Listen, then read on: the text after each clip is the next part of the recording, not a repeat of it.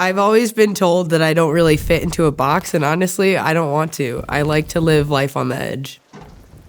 The fun is in the gray area between ideation and implementation. Being able to see a recipe through from start to finish and being excited for whatever that end result is, whether or not it's a failure.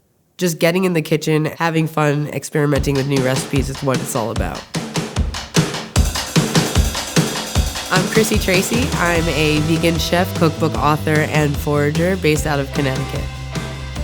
I aim to inspire people to get plant curious, learning and understanding how to really make plants taste their best. Society has long focused on everything surrounding a meat-based diet. And what I've learned over the years is that implementing the same things such as salt, fat, acid, and heat, and finding the best ways to do that into plant-based cooking is what it's all about and what makes vegetables really pop. My philosophy in life has always been to meet people where they are. That philosophy allows you to grow and it allows you to learn new things and understand the way that humans are intrinsically different.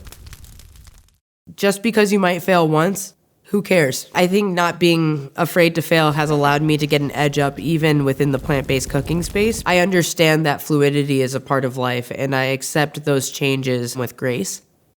I fell in love with cooking when I was a really little girl, and it was really from watching my mom in the kitchen. She was never really home in the week. She always worked hard and really late at night, but Sundays were her day to really show out for the family.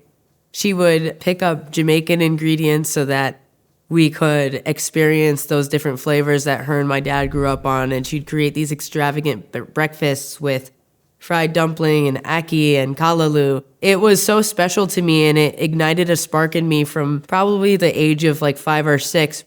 One thing that really inspired me was the way that she never measured anything. It's always like, hey, just figure it out. And I think I cook so much like her in that way.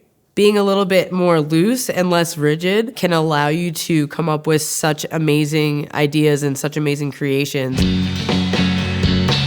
So I'm a first-generation American, and many first generations understand the pressure that comes with really paving a path for yourself that is the right path.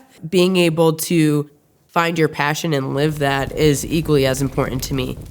One day I just said, hey, you know what? I can do this. And I quit my tech job and I went full-time into food and I never looked back.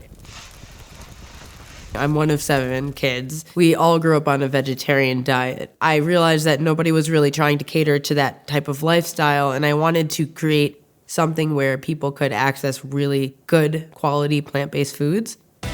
I really view my food as an extension of myself. Whatever you do on an everyday basis should be, and if you're not living that way, then you're not living authentically. Today we are harvesting the American black walnut.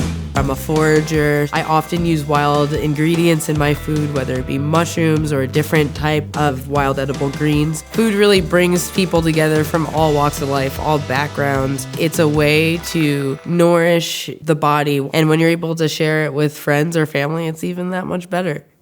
Once a person, place, or thing is uniquely itself without a care for the thought of others, it's cool. It's like what looks good and what tastes good. What makes you feel good about yourself.